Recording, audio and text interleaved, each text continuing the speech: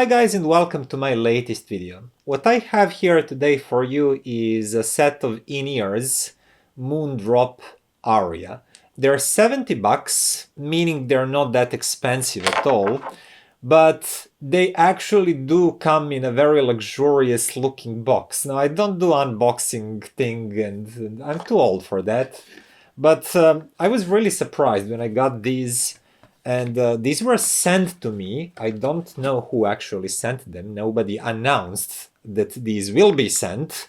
And I just received this box with a pretty anime girl on it. I was like, what is this? Because there is no Moondrop. I would know that that's earphones. And then I take out the inside box and I see this and I'm like, somebody sent me a perfume. I have a fan.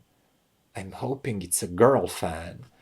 And finally, when I actually opened it, I realized, oh, it's in-ears. There's a nice carrying case, 2 different ear tips. And finally, when I assembled everything, I realized the cable is covered with some sort of cotton-like material. It's not rubber, it's not plasticky. And I was immediately like, oh no, man, this is going to be so tangly. Just look at this. It wants to curl. But I was wrong. It does look like that because it's twisted and it looks like it's going to make a mess. But these days, while I've been testing Moondrop Aria, they actually never tangled in my pocket. Or even if they do look like a mess when I take them out of my pocket, they untangle quite quickly and easily. And it's perfect.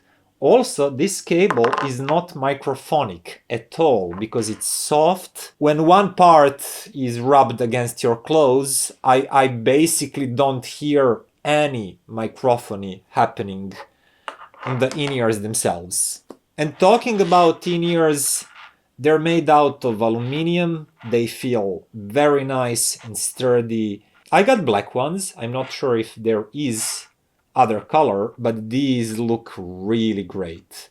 They're meant to be used like this with ear hook. Ear hook is again just slightly shaped. It's not one of those too curly ones that you have to melt first before you can use them. So first impression, like build quality, style, usability, it was great. More than great, it was perfect. And then I started listening. I connected them to my EarMen Sparrow DAC that I'm usually using outdoors. And I didn't know what to expect actually, because with Moondrop I had 2 experiences before. First one was really nice. It was Moondrop Starfield. It was like $120 US in-ear. I really liked that one. Build quality was great. Cable was not this good, even though that was more expensive model, but it was nicely balanced, detailed, yet smooth sounding. My next encounter with Moondrop was SSR model. Oh, that one had Pretty Girl on the box also. I should have known that when I received the box. Perfume. Silly me. But that one I didn't like. It was too analytical, too thin sounding, not enough bass, not enough body. It was just not my cup of tea. This one, 70 bucks. And back on the box there is like a diagram and you can see it's a slightly Harman shaped curve because there is decent amount of bass response. Then we have a dip in lower mid-range, then again higher mid-range and highs are protruding. But how they really sound in reality? Well, first of all, I'm going to tell you that this Harman response is noticeable. You do notice slight dip in the lower mid-range. That means these are not really full-bodied, warmish type of in-ears. If you're looking after that, you're probably not going to like them. But don't leave this video just yet, because at this price, these are probably the best in-ears that I've ever tried. And I'll explain why. First of all, bass line is punchy. It's prominent, especially a deep bass. I listen to some electronic music or some tracks with a decent bass line, and I hear deep bass. It's punchy, but it's well controlled. And it extends just enough up in the frequency spectrum so that I feel there is enough mid-bass, but it's not pronounced by any means. And at that point, where mid-bass and lower mid-range actually mix together, and they make that full-bodied chesty sound if the mid-bass is pronounced, it's already tamed.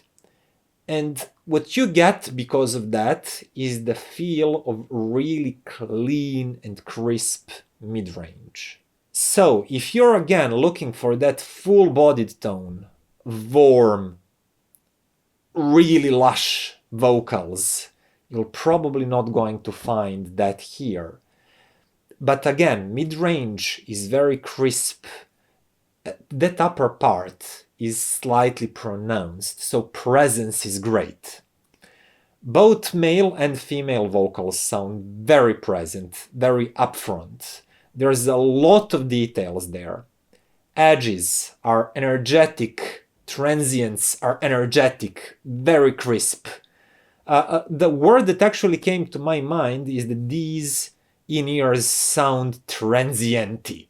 I just invented that word. It's not a word.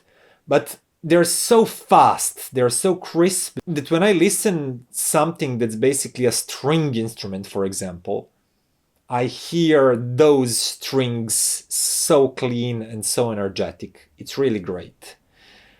Highest frequency spectrum is well extended. I hear enough air, I hear enough atmosphere of the track. One thing great is that somehow they avoided to sound sibilant. So I said there is a great presence when it comes to upper mid-range and when it comes to vocals and when you listen to edges of any instruments. But I never feel that it's just too scratchy, that it's too sibilant. I'm especially sensitive to that.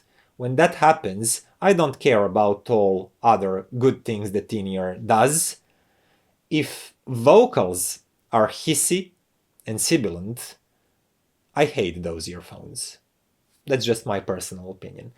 But it's not happening here. Somehow they made them sound present, forward, really detailed, and as I said, transienty. There's like so pronounced quickness of those transients and energy when anybody plucks a string or hits the cymbal or something like that.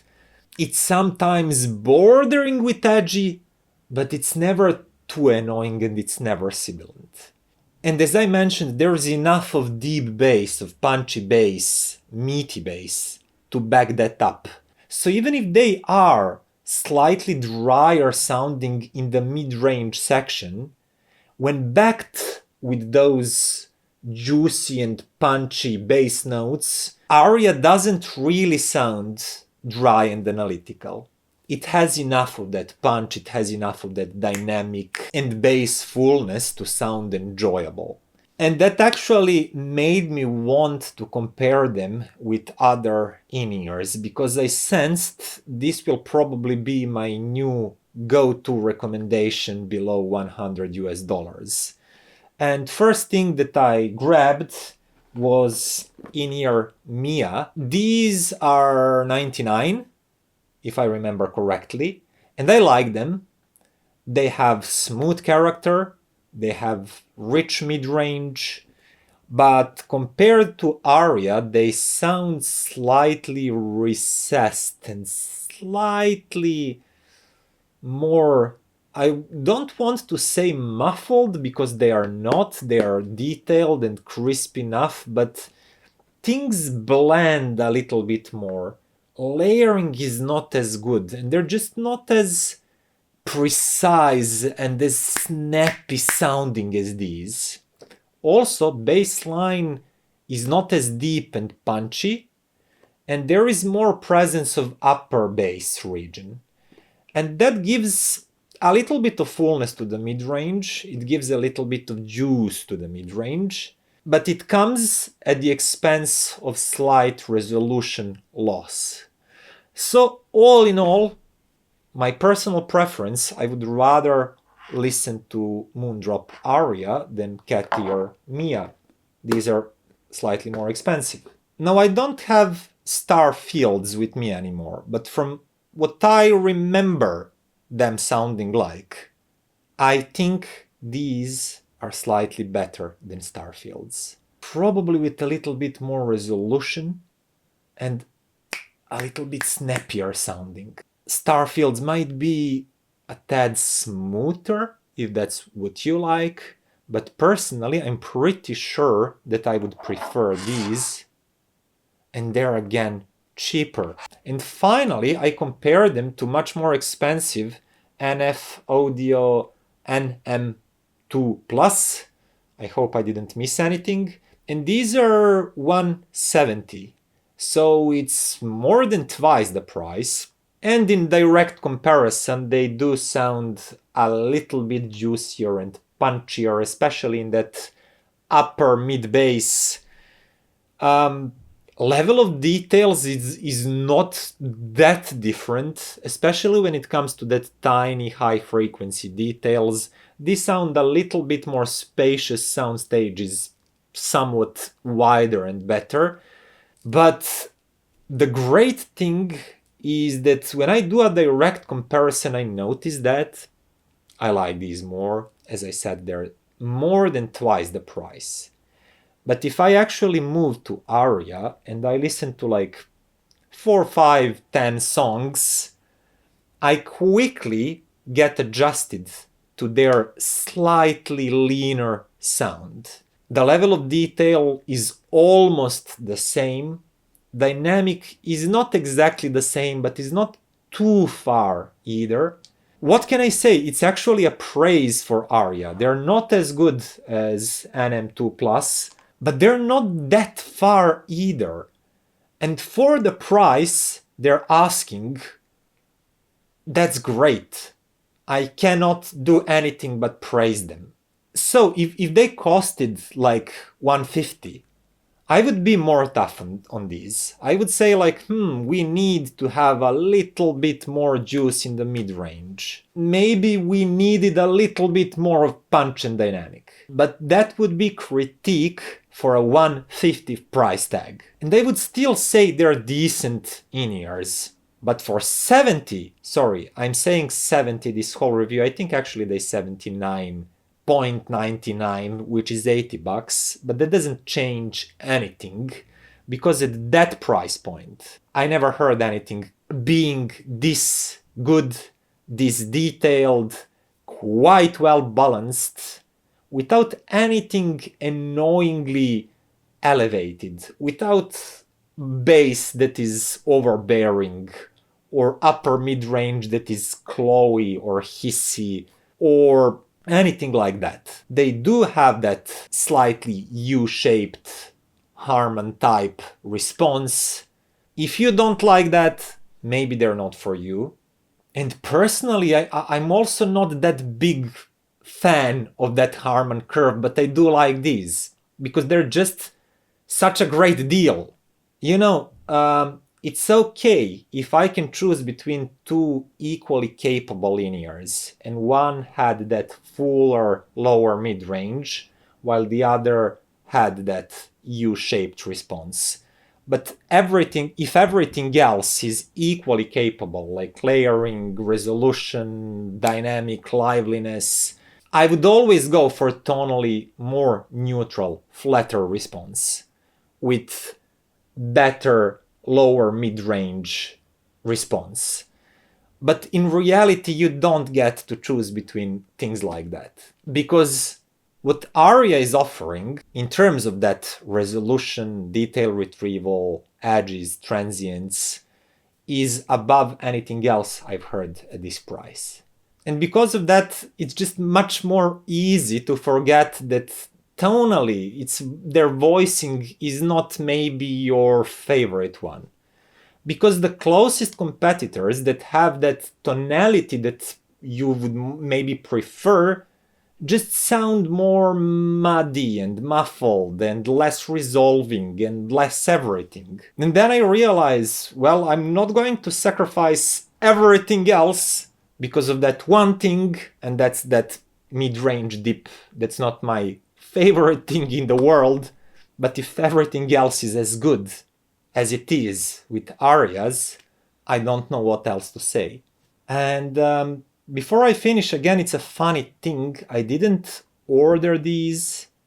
Somebody sent them, but nobody emailed me that they're going to send Moondrop Aria. I double-checked, I triple-checked. So whoever it is, the secret donor, thank you, because I would probably miss this one. And that would be a shame, because these are such a great in-ears. So whoever sent those, you can say hi in the comments. Thank you again. They're great, and they're probably going to be, not probably, they're certainly going to be my go-to recommendation until I hear anything better at this or similar price point. And that would be all for today, guys. I hope you liked this video, and if you did, click that button, share it with your friends, it would help this channel grow. Also consider becoming a patron, visiting my website, and I'm totally boring you with this, so see you next time.